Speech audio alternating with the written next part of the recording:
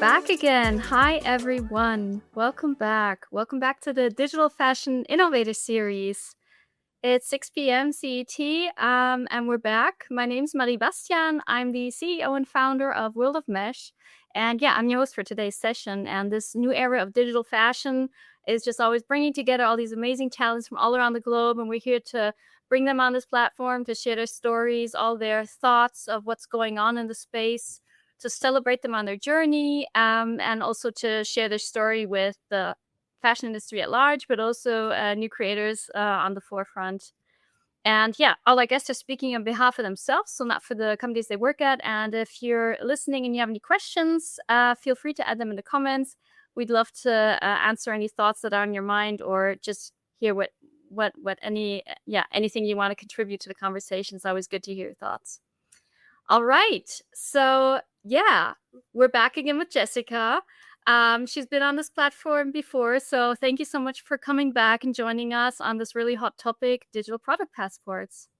Yeah, my pleasure. Thank you so much for having me again. It's lovely to be here. Super nice. Yeah, so it's been like about a year after our first conversation. It was like round about this time. And we were just thinking that this topic, digital product passports, is such a important, relevant topic for the industry right now, that it's definitely time to do a 2026 check-in to see what's happened the past year, what's evolved, how the landscape has evolved, new regulations coming in and groundbreaking studies and the first playbooks. So we're really excited to dive right in. But as usual, I'd love to get started. For anyone who missed the last session, maybe Jessica, you could tell us a little bit about yourself and how you got into digital fashion. Yeah, of course. So my background is in fashion design, always had a real passion for the fashion industry and all of the kind of exploration and inspiration it provides and the creativity.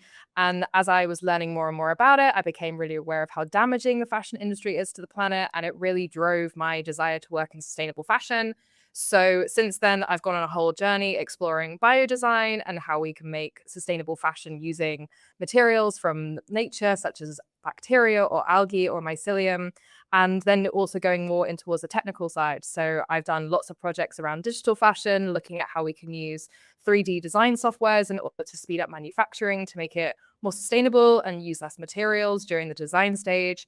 And then also expanding that out and looking at digital product passports. So really starting to think about the supply chains, manufacturing practices, and how we can really record all of that data to help build the circular economy. So yeah.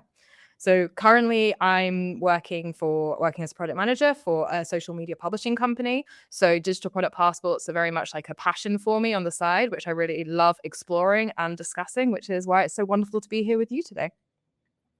Well, that was a really nice introduction. And yeah, likewise, I'm so glad to have you on. So it's really nice with you. We have somebody who combines so much more. It's not just the tech side of stuff. You're such a generalist all rounder who really has the whole product, from product development, experimentation with different sustainable materials, up to digital product passports. And it's all one big topic, right? It's not just the technical Very side much of it. so. So that's very nice Mhm. to see, to have you on for that, especially for that You- reason. Thank you. So maybe just to start with the big picture. Hmm. So the EU's ESPR, which is the Eco Design for Sustainability regulations, they just came into force 2024. Hmm. And yeah, they were basically replacing the old European design regulations. And as we're talking about the whole digital product passport landscape, I thought we can kick it off with just grounding everyone who's new to this topic, what digital product passports are and how they fit into this picture, and why there's such a hot topic right now with all these regulations on the horizon coming up. Yeah, totally. It's always good to take a step back and, just lay out some of the basics sometimes, even if, you're working in the space. Yeah, being able to look from a really close up view, but also a high level view, I always find is really helpful because you remind yourself of little details.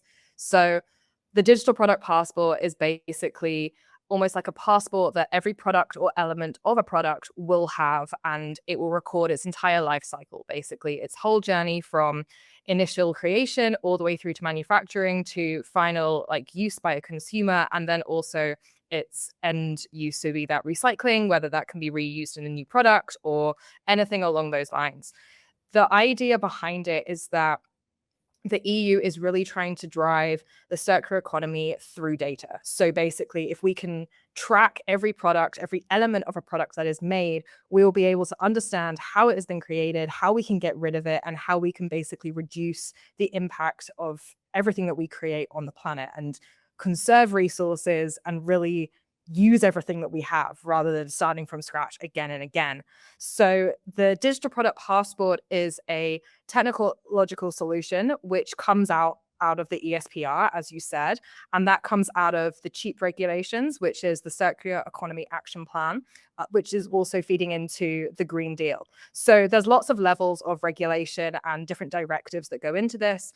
And one of the hardest challenges with digital product passports right now is because there's so many layers of regulation and there's so much evolving so quickly, there is still a lack of clarity about what exactly is going to go into the digital product passport, how it needs to be represented, what sort of measurements are going to be looked at, even down to the scale of some of the brands that will need to be involved. So SMEs might not be touched or included in initial regulations, but in the long term, I'm sure they will be. So it really is an evolving, piece of technology, really. And so many people have different ideas about how it should look and be represented, myself included. So, it really is a fast moving space. Yeah. It is. It is so true. I mean, it makes sense to start with the big fish and then trickle down to the smaller ones. Yeah. But even for the smaller ones, if you're ahead of the game, you're ahead of the game. It's good to be at the It's always good to be at the forefront because when you take part as an early adapter or in very early stages, you actually get the chance to shape these technologies and to shape these products that are coming out. So talking about co-creation, brands and technology partners, it's a really Fantastic. benefit, yeah, if you jump on. But at the same time, of course, it's uh, it's a huge bucket that involves so many different topics and gathering so much information. So it's probably really challenging also for especially smaller brands to get Mhm. their hands on it if they're Yeah. in the whirlwind of everyday work. So yeah, Yeah, it's indeed. good to see that in that part. So maybe we can also talk about so since this is like a review of last year, my Mhm. question to you would be, how were these conversations around digital product passports maybe also changing the conversation around waste? Did we already see an impact or a shift happening from, recycling maybe to true circularity? Or, maybe also the role of the consumer behavior, which is also has a big role it plays in this transition. Definitely. I mean, I think the role around waste is really interesting, especially within the fashion industry, because we just create so much of it. Like, I believe there's a statistic out there where if we don't produce any more clothes now, we could dress the next 4 to 5 generations in new clothes because we've already created so much. So if you think about how, yeah, I know. And I don't have the exact specifics there, so I would need to double check it. But we do have a huge amount on the planet. Yeah, So I've heard if we similar can, ones. Yep. if we can consider, what all of those, where all those products are going to go, how they're going to be used, and also because we've used so much raw material, if there is a huge amount more investment in recycling opportunities, in even turning that waste material into other products. So for example, I've seen a lot of very cool collections where people are taking waste fashion garments and they're turning them into something like bricks or something for housing, using it for insulation. So there's lots of different ways that we can use these fibers outside of the fashion industry. So while recyclability is a huge part of what is going to go into the digital product passport, if we can track how all of the products are made, we will then be able to hopefully recycle everything more efficiently. And then we'll actually be able to get more products out of that. Hopefully, there still needs to be a huge amount of investment and uptick from brands in lots of different ways to help build the supply chain. But I believe there's a huge amount of players that are really committing to making that happen. So I'm excited to see how that goes. In terms of what like consumers are also thinking about that, in the last year, I think we've seen a huge boom in the resale economy. It was always on the uptick, but especially across like eBay and Vintage. vintage. Mhm. Exactly. There's so much more investment in this space, and so many more people are choosing actually to shop secondhand the first time round. They want to get a good deal. They want to find like that one unique thing which they Gems. can get really, really cheap. Yes, exactly. Everyone loves a good bargain and being able to say, like, oh, yeah, I got this beautiful piece that I'm super excited about because I know the designer or I know the story and I've been following the collection for ages. And now I got it for like $20 or something. Everyone loves to have that. So I think there's something really powerful in consumers voting with their money and their choices about how the fashion industry should work. And we've seen, yeah, as I said, so much more investment and growth in this space, which is really, really exciting. And I believe that will really continue. One of the great things about digital product passports is that if you really can follow a garment throughout its entire life cycle with this passport, you will be able to know how many times it's resold, well, maybe not who has bought it, that would probably go against GDPR, but you'll be able to really follow the love that that garment has had, and brands will be able to understand more what the value of their product is. Because also, if brands are able to make something once and then get a little bit of money every time it's resold, if they can help facilitate that, then suddenly, they're making a lot more for like having additional revenue streams from a single item. So it then really addresses the economic and financial perspective of DPPs, resale, waste, because you're keeping products alive for longer, you're building additional revenue streams, and then it's almost like a service-based industry rather than just product-based industry. And that's then a really interesting shift, I think, for the green economy, because so much just changes then, because you're serving your customers in a different way and you're building a community in a different way because you're addressing different needs. And that, I think, is super exciting and something I hope that we will see more of as, the year progresses. 100%. And I mean, if you know that you're going to benefit from resales, of course, you're also interested in making products that last longer, better quality, Indeed. instead of Indeed. reproducing 12 seasons in a year. So, 100%. yes. Yeah, durability is one of the key things that's mentioned in some of the legislation. Durability, upgradability, repairability, giving consumers the ability to do all of those things and have products that really last longer. Like, I hope that when the DPP goes or becomes a really common thing, we will see durability scores on products. We will be able to see if they're expected to last 1 year, 5 years, 10 years. And if those products do genuinely then live up to that, because that will require a huge amount of testing and forecasting from brands, which would just be an interesting process to see how they do that. And then also be able to have the product for that long. Like, I know I have jumpers that I've had for probably a decade, if maybe half a decade. Yeah. And, I still love them and I still wear them because you get emotionally invested in stuff. And I think that's a beautiful emotion to have within the fashion industry, the connection to products, because so many people love them. So many people pass stuff down with all of that heritage and that history. And this is a brilliant way to record it. The DPP gives a new platform for that. It's very 100%. exciting. Oh, that's so nicely said. I mean, the emotional part about the Yeah. stories behind our garments. Exactly. I think it's so underrated, if we Yeah. actually think about it. We're just not used to it right now, but if this becomes Mhm. reality, I mean, this has a lot of potential for, and I mean, that's what marketing teams looking for, right? Emotional connection to 100%. brands, to garments, to Yeah, products. exactly. That's the whole goal, really, Indeed. that brands are moving towards. So really good Yeah. to see. Just a little shout out to everyone joining. I see Daniel joining. So nice to have you on again. He's been a regular guest. We're always happy to see you there. And yeah, we have Mahfouz. I hope I said your name right. Thanks for joining. Hello. Yeah. Hello. So if we move on to yeah, um, the next topic that we want to dig into today, which is there's a brand, Nobody's Child, that just released a digital product passport playbook. There's a lot of Mhm. P's. And yeah, they've been one of the fastest movers or public movers in the space. Mhm. Probably there's a lot happening behind closed doors, but they just publicly officially shared their playbook. And I'd love to, we love to use this use case to really dive into this topic to have yeah, an example we can actually follow through on to see what learnings we can pull from their experience. Mhm. So, Really?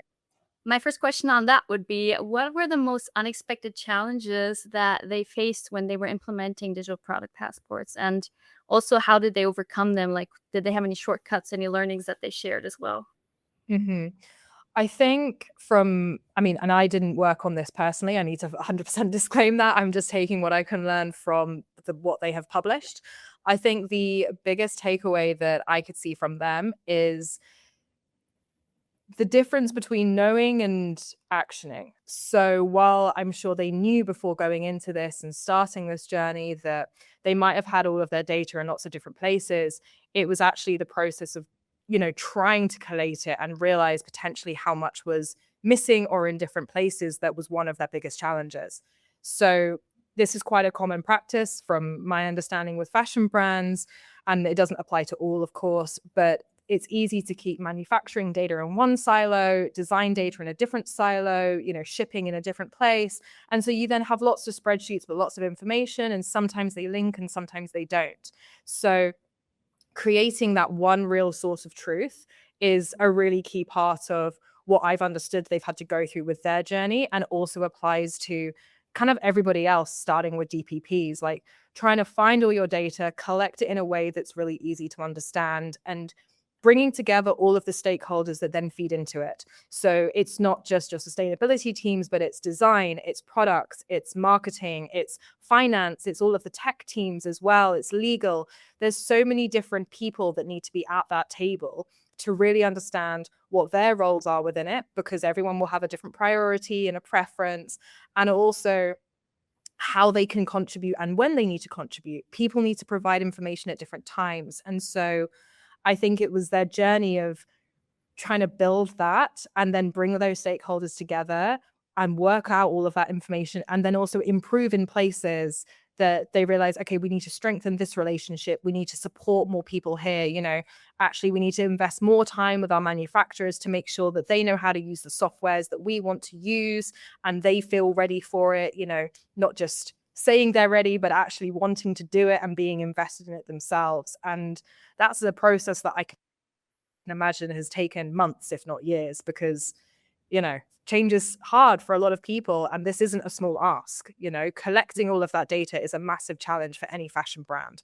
So I think for the fact that they've started this journey is incredibly impressive. And I'm sure they've got a huge amount of learnings internally that they haven't shared with the world. But I think bringing everyone together and having open and honest conversations, creating that source of truth is, yeah, one of the biggest learnings that I've taken from them throughout the playbook. Yeah.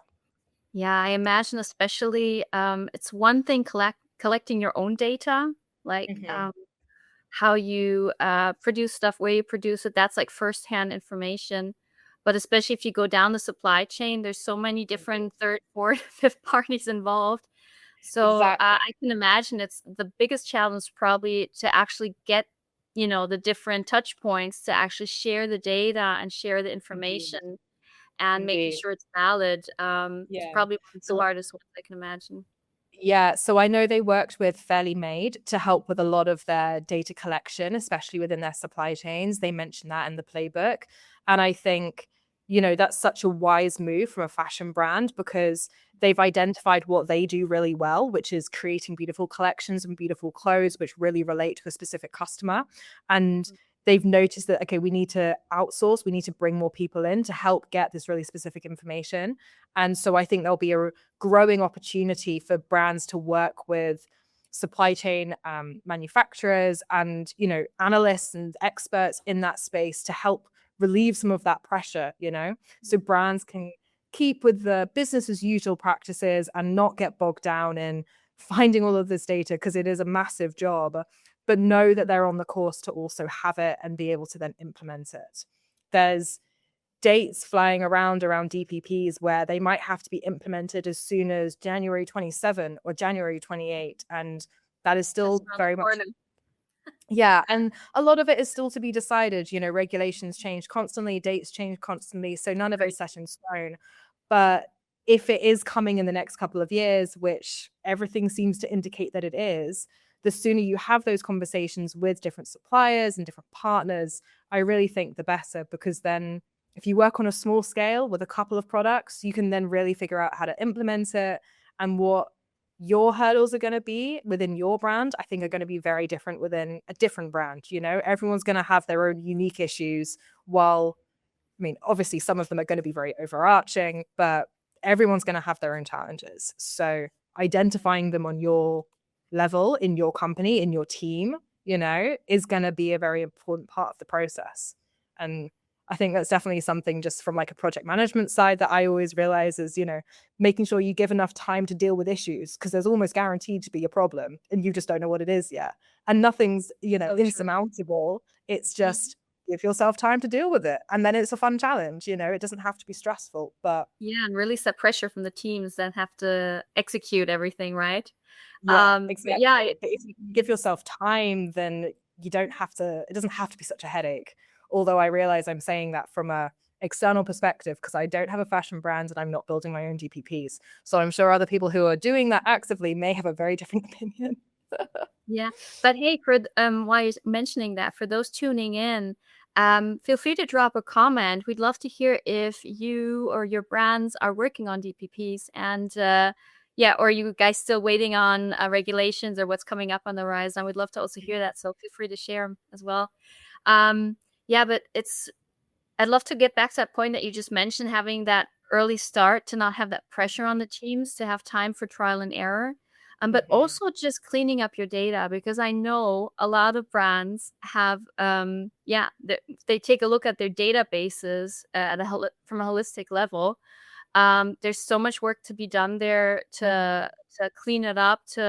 I mean, it's not just the DPPs; it's also AI coming in. If you have the Mhm. clean data coming in, you have a clean solution coming out, and you're going to need Yeah. that for a lot of different applications, not just the digital Mhm. product passport.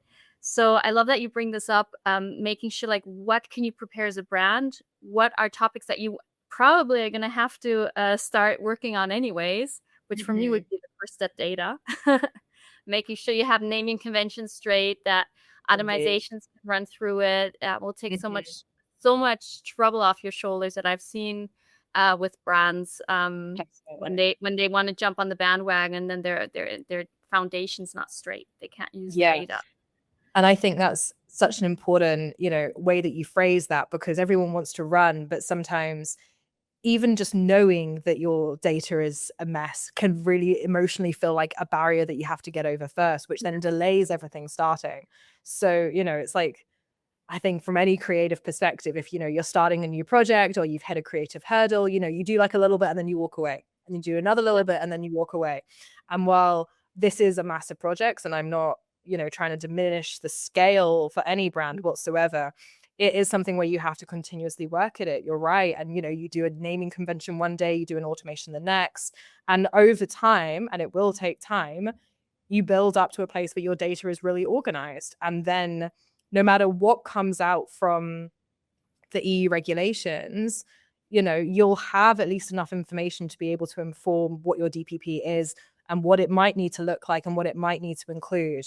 Because I do think, from everything I've read and everyone I've heard from, it's better to have a DPP with less information, but that information be accurate, than not Mm. have one at all, or have one filled with really inaccurate information.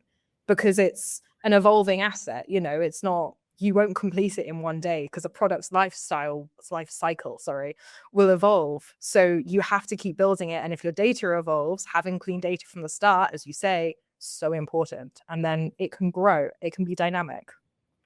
Yeah, so what you're saying is actually having this MVP approach, the minimal viable product. So not having all the functions that you possibly can think of, but just starting with one or two things, like CO2 and I don't know, land Yeah, uh, use, for yeah, example. Tracking that exactly. information, where stuff is produced, maybe, just the basics. Yeah, even if it's just, do we know 100% all of our tier one suppliers? Do we know 100% all of our tier two, 100% all of our tier three? Okay, where do we need to have more conversations? Where do we need more information? How can we, get that? What conversations do we need to have? it's a process. It really is something that you build over time. You don't just magic up in one day. And yeah, if you can take that perspective and have like a really clear North Star for your company as to why you're doing it, then as regulations, become clearer, you will be more prepared. I do believe that. I'm always a preparation person. I think that comes from sewing. Like, measure twice, cut once, and then you don't ruin the fabric. Oh, I love that. Measure twice, cut once. Yeah. We'll It's apply always that been to the something. technical teams. Yeah. Yeah, it's always Very, been something in the back of my head. It's like double check everything. So yeah, then it makes life a little bit easier. Yeah. very nice. Yeah, so this playbook that Nobody's Child shared highlighted actually both. It was the technical hurdles, but also the cultural ones. And I would love to hear a little bit. Maybe we can talk about the lessons that they took from this experience that's also more relevant for smaller brands. Even Mhm. though we say the regulations are probably first applying to the larger ones, but for anyone who wants to get ahead of the game, on some sides, small brands have a big benefit because they're more agile, more lean, more nimble than bigger Definitely. brands. So it's harder to Definitely. turn the Titanic than a small brand. So yeah, Mhm. anything that they learned also from a cultural hurdle side that anyone who's starting with a smaller brand can learn from for their journey into DPPs? Um, I mean, I think, to be honest, a lot of the lessons for big brands apply to the small brands as well, but small brands will be able to take more effective use of it quicker. As you say, it's easier to turn a rowing boat than the Titanic.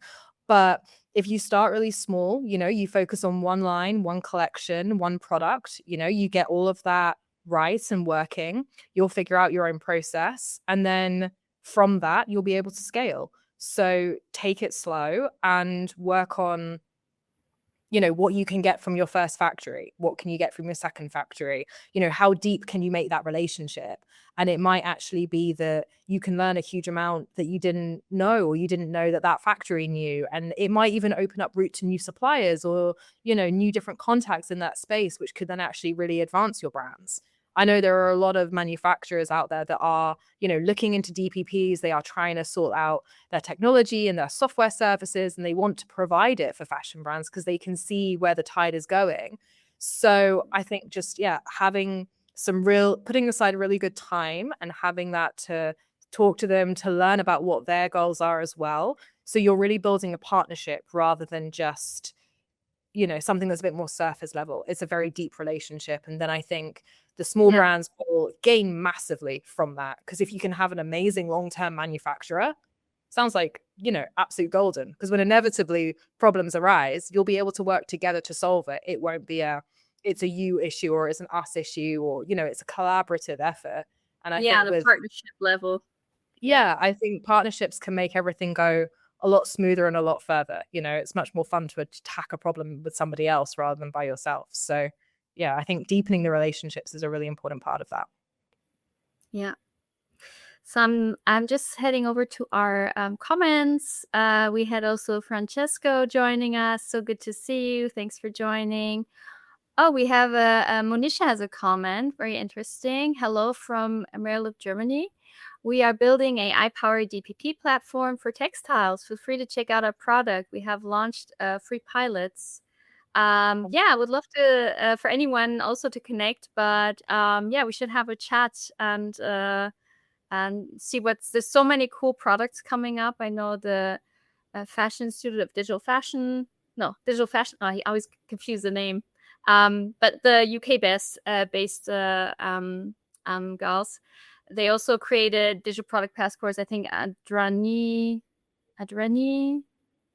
Mm-hmm. Adrani, I'm never sure how to pronounce it, is also a big player in the luxury fashion industry. So there's so many cool platforms popping up left and right, where brands can also tap into and yeah, just yeah, plug in that technology. You don't have to build things on your own. There's solutions already out there. So very nice to see everyone reaching out here. And Javier's here. Nice to see you. Hi, thanks for joining. So, Uh, yeah, basically we went through the whole cultural side and the hurdles as well, I guess that all triples down to the change management and how brands, especially if they're Mhm. bigger brands, take their teams also with on the journey, their partners, their production Mhm. sites, manufacturers, and not just, dictating top down how things are done, but actually working together with the people executing, bringing them along on the journey from the very beginning, making sure you Mhm. have the community aspect where everyone can also openly share challenges, trial and error, all those topics that we always have on this platform. It's pretty much the basic standard change management topic. Um, so, but Nobody's Child also had an approach how they engaged with their communities outside of the organization as well, or customers. And so maybe you can share a little bit on their DPP process from that aspect. And they find that transparency led to a greater trust, because that's the whole thing that everyone's aiming for. Or did they maybe Mhm. encounter pushbacks? Would love to hear a little bit on that as well. Mhm. Yes. So, I mean, what my understanding was is that because they worked with another platform, so it was called Retraced, I believe it was, that was able to help them with the second half of the life cycle of, yeah, their DPP solution, basically. So it was very much around, looking at how something could be resold. It was looking at how, they could create second life for all of these garments and have their, making it easier to get their community involved. So if they're able to have customers that understand what the data that went into the product, even if, they know it's not perfect. I believe there is generally an understanding and actually now a preference that I'm personally seeing across the board where consumers would rather have honesty and imperfection than, total accuracy. And actually brands being upfront about that, I think is a real important point. And while I appreciate from a marketing and a PR perspective that can be a very challenging thing to undertake, it's Yeah. also a really big part of creating a really human face to a brand. And I think that's something that I've always been very attracted to with Nobody's Child because I've already, as a consumer of their products, I've always liked that. I'd rather know something's not perfect, but we're trying and having that open dialogue It's what feels like an authenticity. open dialogue. Yeah, exactly. At the end of the To day. yeah, exactly. To, create some really cool solutions. And, with their partners, they were able to offer, different take back services. They were able to, work with and build different lines, to help actually like engage the consumers more. And yeah, having that honesty seems to be something that, was very attractive for them and for their customers. And personally, very attractive for me as a customer. So I think that's where the sense of sustainable marketing is changing as well. It's about changing how you communicate. And there's some really interesting other playbooks that have been appearing over the last year or two, specifically around sustainable communication and marketing and how all that leads together. And there needs to be, I believe, a very big open dialogue between different teams in order to enable that. So, really educating marketeers around sustainable information, but also getting that, a similar conversation happening from the data analysts to the marketing team so everyone understands what they're trying to convey and explain. And that is a hard journey and it takes a lot of learning and upskilling from lots of different sides, but it's also then can create really really cool materials which can then go out to the public and then do build trust. And that's what people are looking for now. And hopefully with the DPP, if you can authenticate and verify all of the data, which is a process and it won't happen overnight, that will then help to reassure customers that the product has been made as it was said. There isn't anything shady going on, and it forces the brands to show that information. That's one of the real big goals of the DPP that the European Commission set out, was actually creating a sense of trust among consumers. And so everyone knows, every stakeholder in theory should know how something was made, and then it can be recycled, it can be reworn, it can be turned into bricks or anything else. People can get really creative with it if you know where something comes from. And I think that's a really lovely way to bring everyone together. And yeah, big fan of Nobody's Child for starting that process and doing a lot of that hard work. Lovely said. Yeah, I can only tune in on that. Especially the sharing part. Like our industry is like when when you come from the studying fashion design, starting in first brands, it's always like everyone's trying to make sure no one copies what they're doing, even though everyone is copying what they're doing. And just having that open mindset of, okay, we tested this and we're sharing this with everyone who's interested, Mm, is also such a novel approach in our industry. And I'm always seeing more and more of that happening. So I'm really glad, especially when we merge with the tech industry, which has that mindset anyway already. mhm. Um, it's a Yeah, really it's very much nice, holding in public kind of thing, which yeah. is hard when, and understandably, a lot of fashion brands want to keep trade secret secret. That is totally fair if they've got a specific way of doing something and, that's part of their IP and their trademark. Fully understand that. But there is also the other side of it where it's like, okay, maybe you can share a little bit of information, but not everything. Because that is one thing that the DPP will allow is different levels of viewership of that information. So while the Oh, yeah. consumer might be able to see really high level data, people who are working at border control or at different levels of authority will be able to see different degrees of detail. They might only be able to see certain information around chemicals or certain information around water usage. And then, the really core stakeholders, like, if you're working in the recycling plant or if you're, one of the first or final manufacturers, you'll be able to see everything. So while I am talking about building in public and being open and being honest about your data, there is also a degree where the DPP will have different levels of authentication and access for different stakeholders. And I think that's also important to remember because, it's fair enough that brands want to keep something secret. Otherwise they That, could potentially lose really important, IP information. And, that's something that the fashion industry has always had an interesting relationship with. But, where there is, really unique and a good trademark, it is fair enough that you want to have your stamp and protect it. So that's part again why it's such a complicated topic and technology, but also so exciting. So there's, yeah, pros and cons, flip sides. yeah, that was a very important point you just shared. Mhm. Because I think if people jump into this topic and they're afraid, what information will be visible for the public, this is such a crucial point that Yeah. can get this conversation and this journey started for a brand, if they know there's different levels of access. So really nice that you Yeah. brought that up. Definitely, like, they Yeah, might share everything to auditors, which is fair enough, that's the point of an audit, right? But that mm, doesn't mean that they have to share the same degree of information with the customer, even if it's all in the same DPP. They will have, if they partner with the right people, the ability to control that. yeah, And I think there's a lot of potentially reassurance for brands for that. If I had my own brand, I personally would imagine that that would bring a lot of comfort to me because, you can then protect your partners, your supply chains, the people that you need to look after. And that's important, as well as also your customers. It goes the other way. You're mm, sharing and you're being transparent and you're being honest, but also it doesn't mean that you have to do that at the safety of others, and you can control that risk. And that's an important thing to remember. Like the DPP is about helping to build the green economy through data. It's not about creating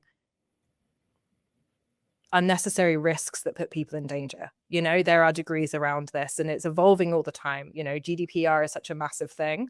And, security of the products, of data, of information, of people, while a lot of stuff can be public, not everything should be. So there's, yeah, yeah. levels that will be interesting to see. And that really leads us also to our next question, actually, our next topic. Because with all these great of this evolution that this is bringing along, all these new use cases and new levels of access and information for consumers and for brands as well, the whole topic around digital product passports, collecting more data, has also, on the other side, everything has a flip side, also growing concerns about surveillance. And that goes right into the topic that you mentioned, surveillance and privacy. At what point, if I'm like buying a garment and I'm reselling it, you mentioned, of course, the personal data will not be tracked or should not be tracked at that side to make sure we're in conform with regulations on that side. But also, how do we like ensure that the DPPs are really empowering the consumers in these communities? rather than building like this feeling of a surveillance state, when everyone can just track where your garment is going and actually you at that point. Mm. Those are different use cases I think that people maybe also have in mind. Do you have any thoughts on that topic or? Yeah. Yeah, I mean, it's very much an evolving, topic. It's a subject. And again, I think it's really, really important to restate that we don't have clarity on this. The EU has not defined yet what this looks like and how it's going to work.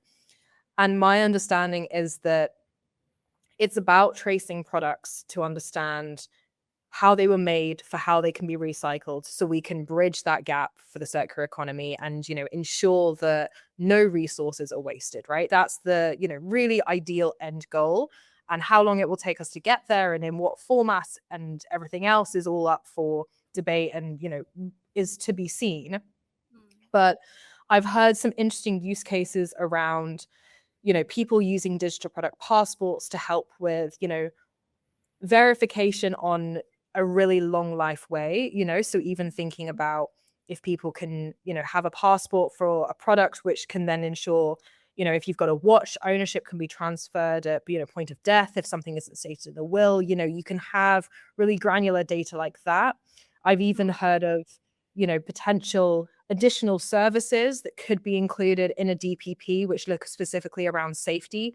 So a parent could potentially track a product or a chip in a garment that their child is wearing to ensure that the child is safe and they know where their child is, which is a really interesting use case from a protection standpoint. However, it is also then worth thinking, okay, well, who stores that data? How does that work? It's got a really beautiful moral, emotional kind of reason behind it. But there are also a lot of people that might use that data for harm. So I think Yeah. at its crux, if you're having a DPP on a garment, the principle is not about tracking the exact location of where that garment goes. It should know that I go to my local coffee shop or where that is. It might know that it was sold to someone in, London or Berlin or anywhere else in the world. But I would be kind of hesitant to know if my garment was tracking everywhere I went and, all of my different routes, because that just feels really creepy. But Yeah. also, that said a really interesting, point. And if there are any tech people in the room or who know more about this, I'd love to hear from their side. How is that going to be controlled? GDPR is so important, and DPPs overall, I believe, will really help to hold on to that. Because also you could then have a garment in your own digital wardrobe, and that from a consumer sounds like a really interesting idea to have an asset that you can sell. But then again, how is your data protected? And yeah, those are really big questions. And I think there's a lot of very interesting different ideas roaming around this space. But it's not about tracking people. I don't believe it's going to help create a surveillance state, or at least I really want to believe it's not going to help create a surveillance state. And it's going to focus on just making sure that we're keeping resources in use for as long as possible. So yeah, we will see how it evolves. And I hope that tech companies can be very responsible around all of this, and time will tell about how that really kind of lands and what consumers really want, because at the end of the day, people will choose with where they spend their money and how they spend it, and that can make companies rise or fall. So we will see what consumers as well as businesses want to do. Yeah. Well, I guess it really also depends on which part of the world you're actually located. The EU Indeed. is a little more restrictive when it comes to data topics, which I'm really happy about. US is a little bit more open of it. Both has its pros and cons. Innovation is easier, but yeah, you have a little bit a trade-off on your data privacy there. So I guess yeah, at the end of the day, it's a question of the location you're at. And yeah, shout out to anyone in our community. If we have anyone who maybe can go deeper on this topic of the actual technical side of you know, the decisions that brands need to make. Do they want to use chips that can actually be tracked, or are they cool with QR codes that don't have that function? Can you, of course, you can probably enable the tracking functions as well. These questions would be really interesting to dive into a separate conversation. So if anyone listening knows anyone, feel free to send a DM my way. I'd love to follow up on this topic, as I'm really interested in this as well. to find out more about this and what clever solutions we actually have out there already that we can use. Mhm. So yeah, I mean that was a really important topic that we in our prep call we touched on. Probably more during the end of the conversation it came up, and we're like, this is really actually important to share. Not only for consumers but also for brands. You know, if you're working on creating a trust relationship and transparency, these are like little hiccups that you can avoid. Just keeping that in mind as well. So it's Yeah. really glad you brought that up, Jessica. Yeah, I mean, I think, protecting your own data and being really aware of the risks in our society right now around security online is always really important. And as we have more and more products come up, which maybe might be like a DPP or something else around this space, we hear of cyber attacks all the time. And while it might not contain really specific personal data, it's always good to take a step back and think about, okay, well, what do I want my personal digital footprint to look like? How do I choose to interact with certain brands in regards to that or different companies? And Yeah, it's a really, really fast moving space. AI has ensured that. So, it's only going yeah, to move faster, which is really exciting. But also, there are issues that come with that. And it's, whether you have the answer or not, and I definitely don't, it's always interesting to talk around it because you learn something, you can at least discuss an idea and pull a thread and see where you go, be that for yeah, good or bad, you know? Having a conversation is, I think, an important part of it. yeah. We need to have more conversations for sure on this. Cool. So maybe to wrap things up, I'd love to also hear his last question. So in case you guys have any questions for Jessica or me, just add them in the comments. I saw Magali also joined us. Thanks for the shout out. So in case Hello. you have any questions, feel free to share them. In the meantime, I'd love to hear from you, Jessica, what you're looking ahead to in 2027. Like, what's the most exciting or transformative development that you're expecting to see on the digital product passport side or beyond, and why? Oh, okay. Well, from a really practical level, I hope that we see lots of different brands or research coming out around data architecture and actually how to manage that and advice for brands about, different ways to build it out, store it, ensure that they're keeping it as clean as possible.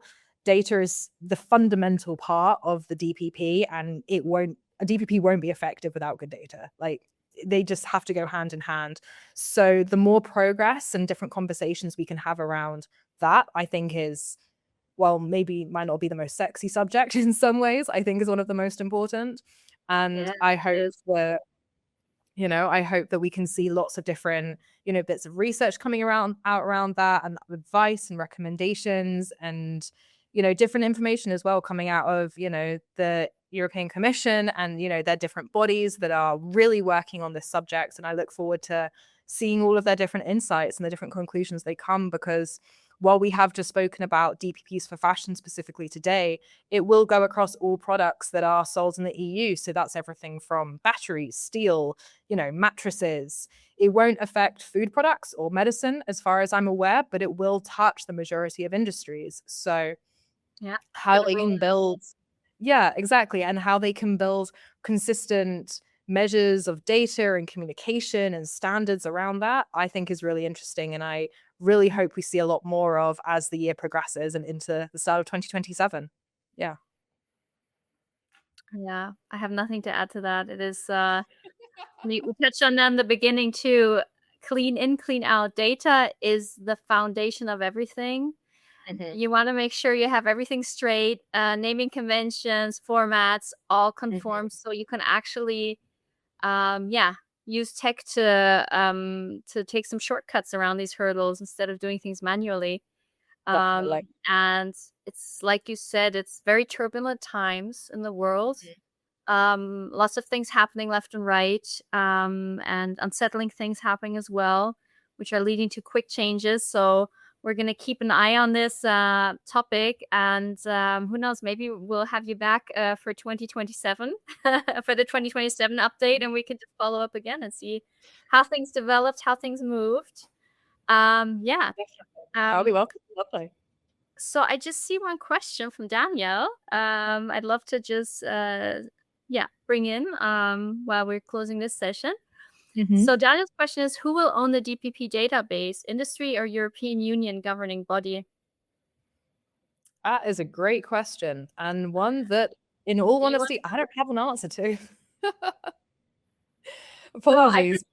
it's interesting because I just had a conversation about something similar yesterday. It was more the topic AI. Hmm. Because the prediction is that the amount of investment that has to go into the data centers is going to be so Hmm. massively high Hmm. that governments are going to have to buy out these big tech companies, or that's at least a prediction that a lot of people are doing. And then this data would be in the hand of the governments, which would be, I think, a really good development. Probably Okay. depends on which government, but in generally, it's a very interesting question. Mm. So the DPP database is fed off the data from companies, feeding it into it. I guess it really depends Yeah. on you of course have a third party involved. If there's a server Yeah. somewhere in this, they're also going So to it's, have access to the data. yeah, it'd Um, probably be your initial partners. I don't yeah, foresee it being a European governing body, but they would have to have access to it in terms of being able to audit. Because otherwise, how on earth are they going to, for want of a better word, police what brands are doing? Because also, if a brand isn't then going to prove that what they're putting in the passport is accurate, then if the information isn't accurate, then in theory, there should be a fine or a consequence of that action. Otherwise, the information going in isn't practical, and then it can't actually feed the circular economy in the most established way. So I'd love to, learn more from other people on that for sure. yeah. But I would say the ownership is with the brand. I mean, orchestrating all these different platforms. Of course, there's only so much they can do to get the information from their supply chains in both directions. But um, yeah, I wouldn't have a clear 100% answer to that as well. But would assume it would be with the brands to make sure it's accurate and stayed updated, just like PIM systems, right? It's nothing else than that. It's just more like a public version of a certain aspects of your product lifecycle management (PLM) systems. Yeah, Mhm. and also here, oh, we have a lot of active guys. Thanks so much for tuning in. Calm has a question. So the brands themselves will own their own data and will be required to provide the data. Yeah, that's what we assume. Very nice. Thanks for validating that. The EU is creating a registry also and every brand will need to provide a certain amount of data into this registry also. So that makes sense. So the EU is like creating this standardization is a huge topic here, probably platform to make sure that there's somehow rules and regulations that we have a certain consistency on data and the way it's also shared. And every Mhm. brand will be owning their own data, of course. Yeah, such a great insight. Thank you for sharing. I love it. Thank you. Yeah. So a lot happening, a lot moving. Mhm. Um, it's oh, I got one more comment from Monisha. The EU DPP registry, it's so small, is going to come for July 2026. Nice. I look forward to seeing Okay. that. Very With exciting. Wonder. Yeah, literally Maybe only a couple maybe of we months have to away. do a yeah, maybe we have to do an update. We can't wait a year. We're gonna have to do in a half a year again to see how this is going. Super nice. Thanks for sharing, guys. This is really great because all of us are really interested and just learning while doing and on the go. And the collective shared insights that we have is what we really need to do. We need to share everything that we have on our mind, anything we're learning left and right. So that's what this platform is about. And thank you for contributing to that as well. So it was wonderful to have you on, Jessica. Always such a pleasure to have a conversation with you. I love Likewise. your passion for this topic, also fueled by your passion for, you know, getting our industry in more in an focused working mode, Mhm. and moving forward in good directions. I'm glad the legislations are coming on their ways to support this as well. So thank you so much for sharing your insights, your thoughts, and for coming on again. Yeah, again, thank you so much for having me. It's always such a pleasure to chat with you about this. And yeah, I always love discussing it and learning from other people. So yeah, really been wonderful. Thank you. Very cool. So everyone, enjoy your day. We'll see you next time. Bye-bye.